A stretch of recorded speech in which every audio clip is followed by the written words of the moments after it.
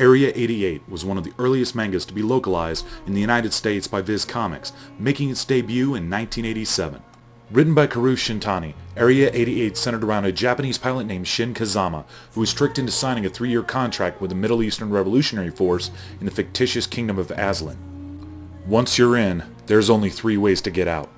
Number 1, pay off $1.5 million, earned by completing missions for the revolutionaries against the government of Aslan. Option number 2, you must survive a 3-year tour of duty.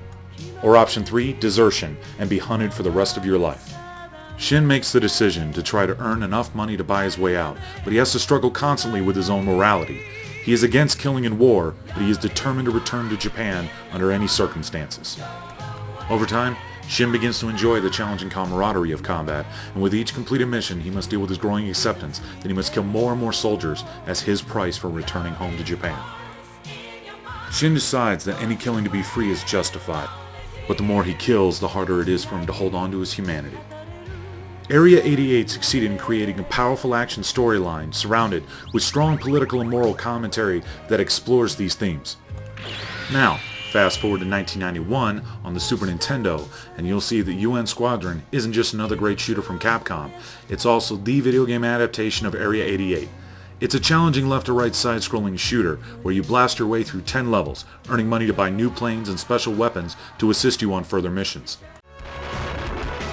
Your jet can take 1 hit before it is in danger, and a second immediate hit will shoot you down.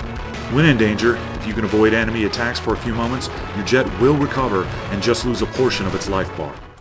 At the beginning of the game, you pick one of 3 available pilots, each with their own unique ability.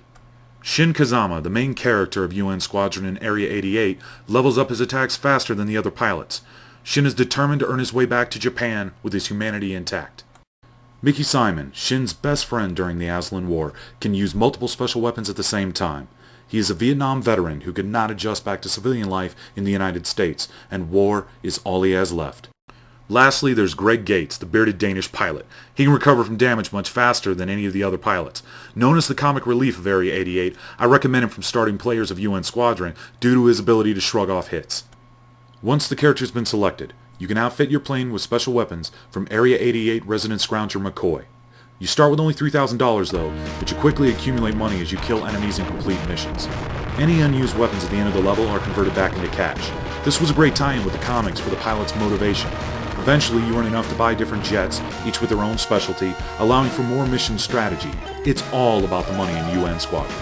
Each mission is presented by Saki Vashtal, leader of the mercenary force. He is known for the X-shaped, self-inflicted scar on his forehead, meant to forever remind him of past failure. After completing the first mission, Saki would then give you multiple choices for what missions you wanted to do next. UN Squadron also had sublevels where the player could go on timed missions to earn extra cash. Every plane you purchased had standard weapons that could be leveled up by collecting power-ups during the missions, increasing their power and effectiveness.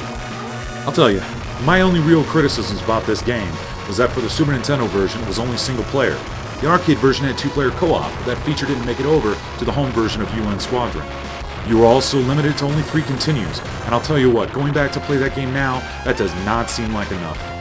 Even if you've never heard of the Area 88 manga, UN Squadron is a complex, fun shooter, and it's one of the best that the Super Nintendo has to offer. Combine incredible non-linear action, RPG elements with great animation, and what do you get? A retro gaming flight through a war zone, and just like Shin Kazama, you'll be lucky to get out alive. Thanks for watching. With VideoGameSaga.com, this is Tony B, and I'm out. Retry? You know it.